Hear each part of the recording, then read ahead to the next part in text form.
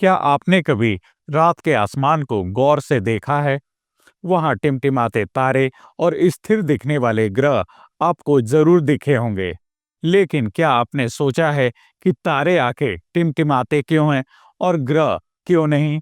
इसी सवाल का जवाब हम आज के इस वीडियो में जानने की कोशिश करेंगे। आगे बढ़ने से पहले मैं आपको बताना चाहता हूं कि आज के इस वीडियो में हम किन-किन बातों पर चर्चा करेंगे। तारे और ग्रह कैसे बनते हैं? तारों और ग्रहों के बीच मुख्य अंतर क्या है? तारों के टिमटिमाने का विज्ञान, ग्रह क्यों नहीं टिमटिमाते हैं? वायुमंडल का इन घटनाओं पर क्या प्रभाव पड़ता है? चलिए शुरू करते हैं। लेकिन एक बात और, इस वीडियो को अंत तक जरूर देखें क्योंकि इसमें आपको ऐसी अनोखी जानकारी मिलेगी जो आप पहले कभी नहीं जानते थे। तारों और ग्रहों का निर्माण ब्रह्मांड में बेहद जटिल और रोचक प्रक्रियाओं के माध्यम से होता है। दोनों का जन्म भले ही अंतरिक्ष के एक ही क्षेत्र में हो, लेकिन बनने की प्रक्रिया और स्वरूप एकदम अलग होते हैं। आइए इसे विस्तार से समझते हैं। तारे आखिर कैसे बनते हैं? तारों का निर्माण विशाल गैस और धूल के बादलों से होता है, जिन्हें नेबुला कहते हैं। इन नेबुलाओं में मुख्य रूप से हाइड्रोजन और हीलियम गैस मौजूद होती है। नेबुला में जब किसी कारण से गड़बड़ी होती है, जैसे पास के किसी तारे का विस्फोट या नेबुला के अंदर झटकों का निर्माण, तो गुरुत्वाकर्षण का प्रभाव बढ़ने लगता है। इससे गैस और धूल के कण आपस में सघन होने लगते हैं। यह सघनता एक केंद्र बिंदु पर इकट्ठा हो जाती है, जिससे प्रोटोस्टार का निर्माण होता है। प्रोटोस्टार असल में एक नवजात तारा है जो अभी पूरी तरह से नाभिकीय संलयन शुरू नहीं करता।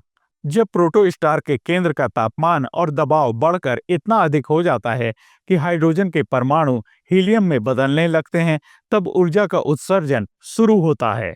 यह प्रक्रिया नाभिकीय संलयन कहलाती है। इसी से तारे के केंद्र से प्रकाश और गर्मी का उत्पादन होता है। जब नाभिकीय संलयन प्रक्रिया स्थिर हो जाती है, तो तारा अपने मुख्य जीवन काल में प्रवेश करता है। हमारा सूर्य इसी अवस्था में है। अब हम ये जानते हैं कि ग्रह कैसे बनते हैं। ग्रहों का निर्माण तारे के बनने के साथ ही संबंधित होता है। जब तारे के चारों ओर गैस और धूल का एक रोटेटिंग डिस्क बनता है, तब ग्रहों की नींव रखी जाती है। इसे प्रोटोप्लैनेटरी डिस्क कहते हैं। प्रोटोप्लैनेटरी डिस्क में छोटे छोटे धूल और गैस के कण आपस में चिपकने लगते हैं। ये कण धीरे धीरे बड़े होते जाते हैं और एस्टेरॉयड बनते हैं। ये ग्रह बनने की पहली सीढ़ी है। एस्टेरॉयड एक दूसरे से टकराते हैं और धीरे धीरे बड़े होते जाते हैं। यह प्रक्रिया लाखों करोड़ों वर्षों तक चलती है। अंत में बड़े पिंड प्रोटोप्लैनेट में बदल जाते हैं, जो ग्रहों के रूप में विकसित होते हैं। तारे के पास के क्षेत्र में तापमान ज्यादा होता है, इसीलिए यहाँ चट्टानी ग्रह बनते हैं, जैसे पृथ्वी, शुक्र और मंगल। तारे से दूर ठंडी जगहों पर गैस और बर्फ अधिक मात्रा में रहती है, जिससे गैस जॉइंट ग्रह बनते हैं, जैसे बृहस्पति और शनि। ग्रह बनने के बाद वे अपने चारों ओर गुरुत्वाकर्षण से गैसों को पकड़कर वायुमंडल का निर्माण करते हैं। साथ ही तारे के चारों ओर स्थिर कक्षाओं में घूमने लगते हैं। चलिए अब जानते हैं तारों और ग्रहों के बीच मुख्य अंतर क्या है। तारे और ग्रह आकाशीय पिंड हैं, लेकिन उनकी प्रकृति पूरी तरह अलग है। तारे वे गर्म गैसीय गोले हैं जो खुद की गुरुत्वाकर्षण ऊर्जा और नाभिकीय संलयन से प्रकाश और ऊर्जा का निर्माण करते हैं। हमारे सौर मंडल में मौजूद सूरज भी एक तारा है। दूसरी ओर ग्रह तारे से मिलने वाले प्रकाश को परावर्तित करते हैं। वे खुद प्रकाश उत्पन्न नहीं करते, जैसे पृथ्वी और बृहस्पति सूर्य के प्रकाश को परावर्तित करके चमकते हैं। तारों और ग्रहों का यह बुनियादी अंतर उनकी पहचान का आधार है। तारे टिमटिमाते हैं क्योंकि उनकी रोशनी जब हमारे वायुमंडल से गुजरती है तो वह कई बार बदलती है। यह परिवर्तन पृथ्वी के वायुमंडल में मौजूद हवा की परतों के चलते होता है। इन परतों में घनत्व और तापमान का अंतर होता है, जिससे प्रकाश का मार्ग हर बार थोड़ा बदल जाता है। इसे प्रकाश का अपवर्तन यानी रिफ्रैक्शन कहा जाता है। जब यह प्रक्रिया लगातार होती है तो तारे की रोशनी कभी तेज, कभी हल्की दिखती है। यही कारण है कि हमें लगता है कि तारे टिमटिमा रहे हैं। अब सवाल उठता है कि ग्रह क्यों नहीं टिमटिमाते? इसका मुख्य कारण यह है कि ग्रह तारे जितने छोटे प्रकाश स्रोत नहीं होते। वे हमारी नजरों में एक बिंदु के बजाय एक गोल आभास देते हैं, क्योंकि वे हमसे अपेक्षाकृत नजदीक होते हैं। उनके द्वारा परावर्तित प्रकाश वायुमंडल से थोड़ा ही प्रभावित होता है, इसीलिए उनकी चमक स्थिर रहती है। पृथ्वी का वायुमंडल हमारे खगोलीय अवलोकन में बहुत अहम भूमिका निभाता है।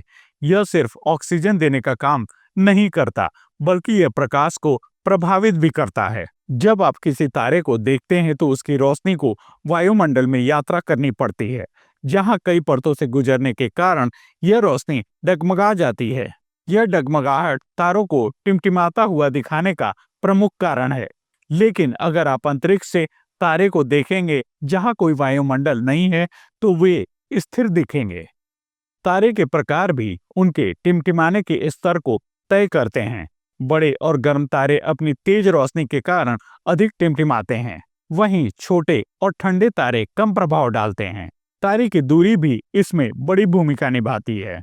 जो तारे हमारे ज्यादा पास होते हैं, उनका टिमटिमाना कम स्पष्ट होता है, जबकि दूर के तारे अधिक टिमटिमाते हुए दिखते हैं।